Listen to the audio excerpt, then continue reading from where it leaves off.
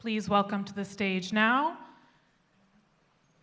Dr. Warren Eng, Medical Director of Outpatient Behavioral Health at Columbia University. Athena Matos, Youth Peer Advocate, New York Presbyterian Hospital. And please welcome now the 57th Governor of the great state of New York, Governor Kathy Hochul.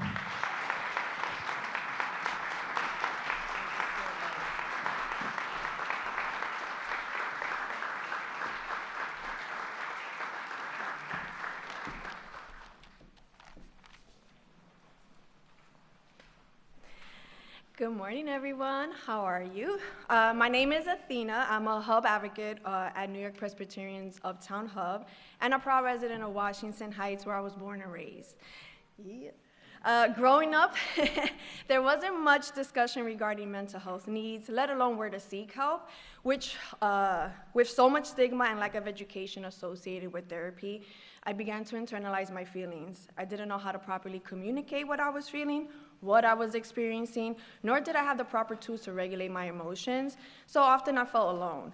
Sadly, while we know more about mental health needs today, there are still so many young youth and young adults that are in need of help. And while we can't change the past, we can make a better tomorrow for others, which is why I'm extremely proud to be part of New York Presbyterian's Uptown Hub. The Uptown Hub is a community-based program catering to youth and young adults ages 14 to 24 across the 5 boroughs. Honestly, this is something I wish I had when I was growing up. Our goal is supporting our youth by accessing their academic, their career, and wellness goals while keeping them engaged in meaningful and impactful activities. Additionally, the hub houses psychologists on site to reduce the stigma associated with seeking help and by streamlining access to care. And because we understand mental health is a very important part of our well-being, having these services embedded in our program provides an opportunity to increase access to this care. Honestly, I could stand here all day and share all my stories with you, but one in particular comes to mind. Patient AV was a hub member and was actually part of the Washington Heights community. Not only was she dealing with substance abuse, but on top of that with mental health issues. And by collaborating with her psychologist and addressing her issues along with preventative work, once she aged out of the Uptown Hub, she was able to deal with her substance abuse, mental health, advocate for herself while maintaining a job. So as a native New Yorker and a youth advocate, every day I see the need for programs like these. Once again, it gives me great pride to be part of this program and to continue to fulfill its mission to our youth. As a hub advocate, I'm able to assist our youth in finding these services that were missing from my adolescence. Now, to speak more about her efforts to expand mental health and behavioral health care, especially for our youth, I would love to introduce our governor, Kathy Hochul.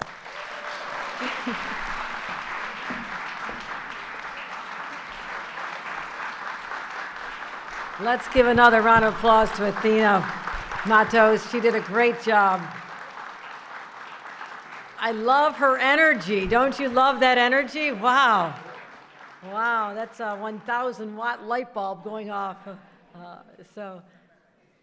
Let's talk about mental health. Because for too long, no one did. People weren't talking about it when Athena was a young girl, struggling. There's always been a stigma associated that somehow we're all supposed to get through life without ever needing help. And there's some sort of weakness or some failure as a human being if you actually say, I'm struggling, I need some help. But the reason I'm talking about this literally just days after I spoke about this at great length in my State of the State address is that I'm going to keep talking about it.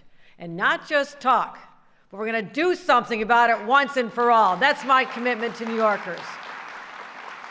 Mental health is now one of the central challenges of our time. I've been here in the Bronx a lot. I love the Bronx. Love the Bronx.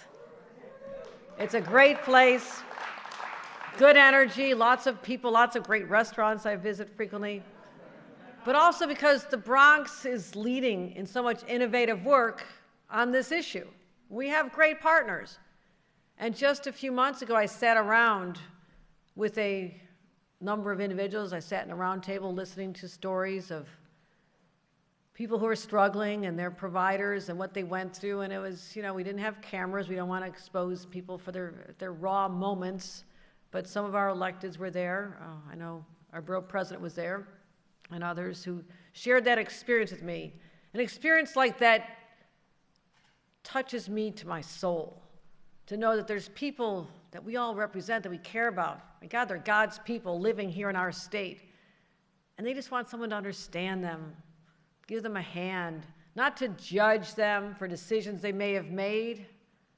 No one's perfect, but they all need our help. And I listened to them about how state government can help. And I went to another facility to unveil latest investments in our opioid settlement fund, because this is also a mental health challenge, because opioids are addictive. They can change the brain chemistry, so you cannot make the decisions you would have made before. It took us a long time to understand this. Was always viewed as a failure. And finally now there's more of an acknowledgement of what is really going on in these individuals. And I'm proud that our opioid settlement fund has delivered more money faster than any state in the nation to get out where people need it. And that's what we're going to continue to do. 2 days ago, as I said, I stood before the state legislature, before the people of New York, and I made a commitment. I said, I am committed as governor of this great state to transforming our mental health system. For too long, it's been defunded, deprioritized, and now we're dealing with the effects. Our children who are at that most innocent time, they should just be out playing and enjoying life. Our children reporting record rates of depression and anxiety. I remember going to a school in Westchester not long ago, up in Yonkers. And I talked to the school psychologist. I said, what percentage of the students, and this is elementary school,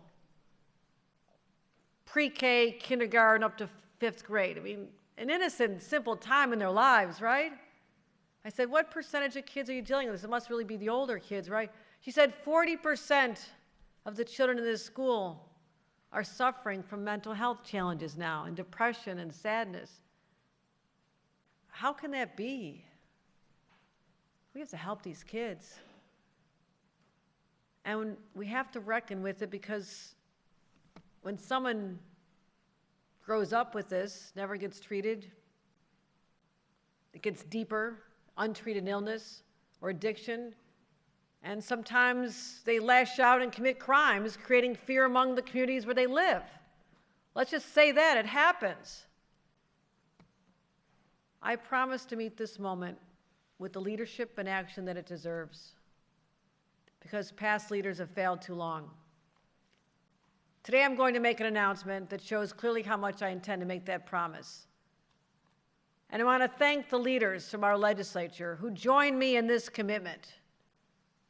They are the true believers. They'll be with me at my side as we continue to do this. I want to thank Manny De Los Santos, our assembly member. Thank you for your leadership in this district. Truly, thank you. I want to thank our other elected officials who are here. Our borough president, Vanessa Gibson, has joined us. Luis Sepulveda, our senator, has joined us. Senator Gustavo Rivera has joined us, chairman of the Health Committee. Thank you. Assembly member Chantel Jackson, who knows a little bit about this.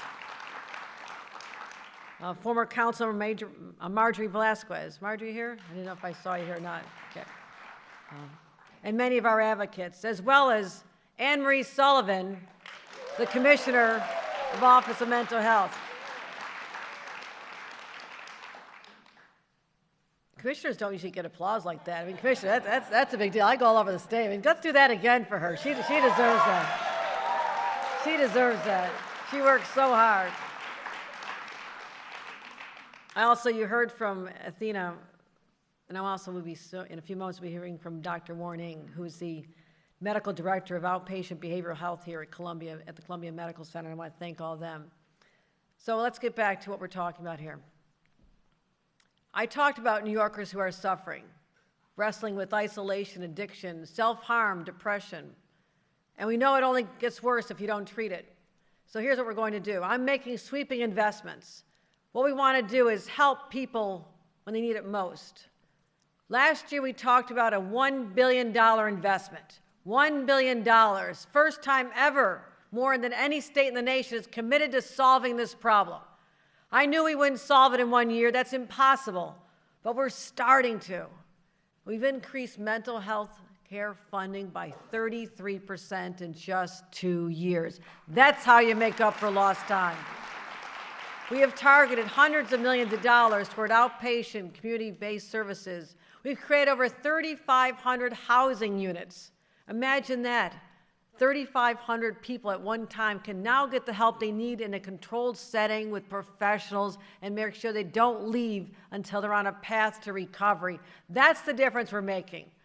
We're also going to be increasing our inpatient capacity as well by 1,000 more beds and helping our kids, helping them with eating disorders and more school-based mental health clinics, because parents can't take time off their jobs and take the kids to an appointment that might be 11 o'clock in the morning. That doesn't work.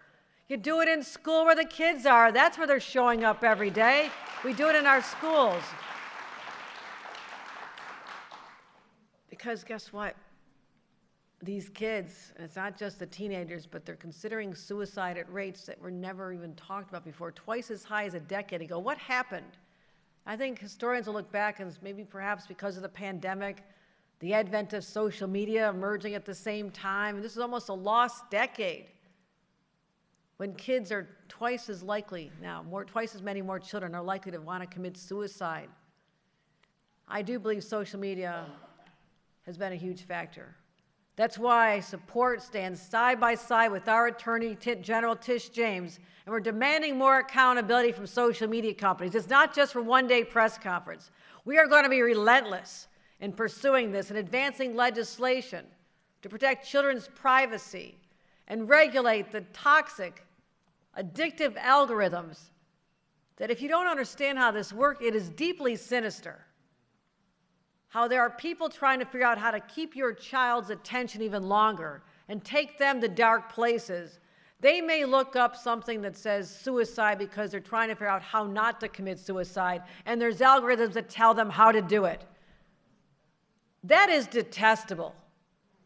And I'm sick and tired of those influences. The influence should be the parents, the teachers, the neighbors, the clergy, the religious foundation, peers, not these dark forces that are lurking out there trying to capture your child's mind. And that's how serious this is. And I mentioned COVID. As adults, we're thinking, well, that was so 2020, 2021, we've moved on, right? You know who does not have the developed coping skills that adults have? The kids. I've sat with kids in Brooklyn, in Manhattan, the Bronx, listened to them, let them be honest with me, and they're still talking about it as if it's still going on or it was just yesterday. They've not escaped the clutches of this time in their lives when they are supposed to be kids or at a high school meeting friends or having that prom and going to some games and graduating. They lost all that. It was robbed from them. And we as adults say, yeah, you didn't get some prom pictures, it's okay. That's not what happened to these kids. They spiraled. And they don't just come back because someone declared the pandemic over. That didn't happen. We know that now. Since the pandemic, we've seen an uptick of over 70%, a 70% uptick in kids going to school-based mental health clinics. Now, that's a shocking statistic, except when you realize a lot of schools don't have mental health clinics. So these are the ones where it's available. What about those kids that don't even have that, waiting for them? What happens to them? That's why my commitment goes deep. I'm committing to provide mental health services to every school-age child who needs it. And every school that wants a mental health clinic will get one. And there's a program called the Youth Act. It's a great program. It's the first in the nation. It allows kids to stay in their schools and communities when they do need serious help, investing in them, helping them grow healthier, happier. We talk about the kids, a lot of adults. A lot of adults are struggling. And some of them have their own kids. And their own kids see them spiraling, and the kids don't get that foundation of love and adults who act like adults because they need their own help. That's another tragedy. It's the trauma that can go on for a generation. And how does that stop? Too many adults grew up in environments of neglect without the help they need. We have people like Athena who broke out of it. That's a powerful story. And she's there helping those who've not been able to break out of it. She's there to help them now. And they can pose a danger to themselves. We have to recognize that. And that's why we have to change our behavioral health system overall. Under our proposals, hospitals will be required to screen people for mental health conditions before they're discharged and require follow-up psychiatric care and coordinate it before they leave. Don't just say, we took care of you for 24, 48 hours, we're done, you look okay, good luck. That doesn't work. That's just inviting them back again, except next time there might not be a bed available, and they'll just be out there on the streets. We need to expand also mental health courts, because so many people circle in and out of the criminal justice system. Empower court-based mental health specialists who see in real time with their training, their knowledge, they know what's going on. Can't expect our court personnel and our judges to know all this. And I also want to create 200 best-in-class inpatient beds, be a model for others, and transition more people to homes, specialized permanent housing. Now, one would say, well, I have insurance. Isn't that supposed to cover everything? Guess what? They have not been doing this. Insurance companies, and many are doing the right thing, and there are others who are not. They're finding every way they can to evade covering you. You pay in all these years, your employer pays in, somebody's paying in, and now when you want to draw down and get help you need, well, we don't have a provider that's in network. These are our providers, but you call through the list of 10 and they actually don't really exist anymore. And you're just, at some point you say, I've got to get back to my job. I can't spend my day trying to find a provider. That's the reality of people. That's life. No New Yorker should be deprived of care because insurance companies won't cover it. I'm going to make sure they pay. Make sure their list of providers is up to date and accurate. Those are real people, not just names and an address and a phone number that don't exist. I'm also going to keep confronting that opioid crisis, the epidemic that it is, with the urgency it demands. As I said, we've led our nation in dispersing over $190 million already, and there's more to come. But I need to bolster our workforce as well. I need more people in this field. That's a challenge as well. Now, the good news is we're talking about it. We're focusing on it. People are saying, yeah, I guess I do need help, and now the insurance company will pay for it. But what if there's no one out there because our workforce has been depleted? We lost a lot of people during the pandemic, good, hardworking people, dedicated themselves to helping others. Some lost their lives because they were on the front line. Others just said, I can't do this anymore. I'm exposing my family. We know what happened to the healthcare workforce overall. We've been talking about that. But we have to expand our workforce of addiction treatment professionals and expand our outreach street efforts. Go where the people are. Distribute the naloxone and the fentanyl and xylazine test strips. We know they save lives. So we have a lot of ambition. Tackling this crisis is at the top of my priorities, which is why this is the first place I've come since we unveiled our State of the State. And I want to make sure it's happening. So starting today, I want to announce something already. I want more community-based hospitals to open more inpatient beds. And what I'm doing today is announcing $50 million is now available to community-based hospitals who are working to increase their psychiatric capacity. $50 million is going out. Now, what can this be used for? Literally, they can buy new property, expand facilities, cover construction costs, because we can say we want more beds. If you don't make the buildings bigger or add more capacity, it's not going to happen.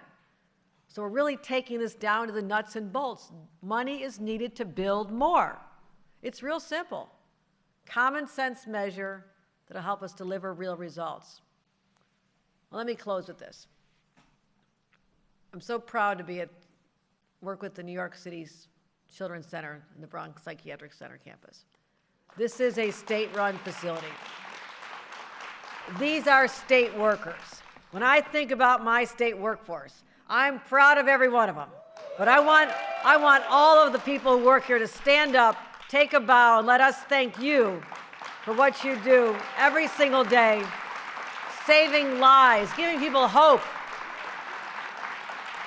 And Dr. Sullivan and all your team, they have over 550 people, dedicated, hardworking. They treat several thousand youth and their families every single year. This is a place where futures change. You give them hope, you give them love, you give them compassion. And as your governor, I could not be prouder of what you do and that you've dedicated your life to serving others. That's what we're called on this earth to do. We all have to give in some way. We all have to make this place better, and all of you are doing it in a very direct, profound way, so I say thank you. All of us agree that no New Yorker should feel abandoned, tossed aside, that there's not a pathway to recovery, and every child has to be given the tools to succeed. They have to, because that's what we're going to continue to do to make this the greatest state in the nation, because we're investing in our people, and it starts in places like this. So, ladies and gentlemen, thank you very much for participating today. Thank you for being here. And with that, let me bring up Dr. Warning to talk to you more about the work that he is doing to help our people recover. Dr. Ng.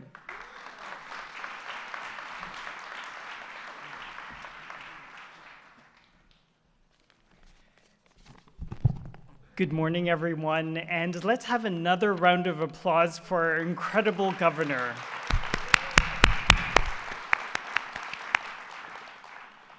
So I'm grateful for the invitation to share, really lifting up the voices of the people living with mental illness that we serve every day. And especially coming on the heels of this incredible announcement this morning, but also with the governor's State of the State address, inspiring our entire state, but also acknowledging the challenges that we face. I think that the State of the State, you shared your admiration for the 26th president, Teddy Roosevelt. And Teddy Roosevelt said that if you believe you can, you are halfway there. And thank you, Governor, for believing in the greatness of New York today, but also its bright future tomorrow. And thank you for believing in the power of the people of New York when we address their behavioral health issues and their well-being head-on. I think one of the things that I'm really grateful for is I'm lucky to be a child and adolescent psychiatrist and adult psychiatrist because I have the privilege of actually treating people throughout their lifespan. And that's exactly what you've done, Governor. You've definitely looked at the entire plan and you're meeting New Yorkers where they are in their life journey. Not only meeting them where they're at in their journey, but meeting them where they're at. So providing services through telehealth, through their schools, through their clinics, through their homes, but also through their places of worship. Teddy Roosevelt also said, do what you can with what you have where you are. And that's exactly what you're doing. A year ago, I was so honored and privileged to contribute to your first inaugural Youth Mental Health Summit. And you have not stopped transforming the care for our young people of this great state since that time, and they desperately need it, as you've shared. One of the things that I'm very mindful of, and thank you so much for Athena for really opening this morning with the power of the youth advocate force. When 1 in 5 New Yorkers experience a mental health or behavioral health condition, and 50% of them start having those symptoms before the age of 14, we have to start earlier to get them the help they need so that they can fulfill their potential. And in the words of Teddy Roosevelt, believing that they can. Through the expansion of the school-based mental health programs, home-based crisis intervention programs, suicide prevention for youth of color, as well as the innovative Youth Act teams, you are sending a clear message to our young New Yorkers that you believe they can. And I think one of the things, the incredible, unprecedented investments in behavioral health in New York State have really celebrated the lifespan. So you're really looking at mothers and children with Healthy Steps programs, as well as meeting the needs of our seniors through critical time intervention programs. You're also acknowledging that the house is not a home if you don't have housing. So housing is a part of treatment. And also acknowledging the importance of our precious mental health pipeline. So really ensuring that we're more diverse, but also more equitable in terms of our loan repayment programs. I wanted to thank you, Governor, for your transformative leadership, but also believing in the power and also the promise of the people of New York, starting with the very young, but not stopping there, and celebrating their entire life so that they can fulfill their potential of contributing to this great state of New York. Thank you so much.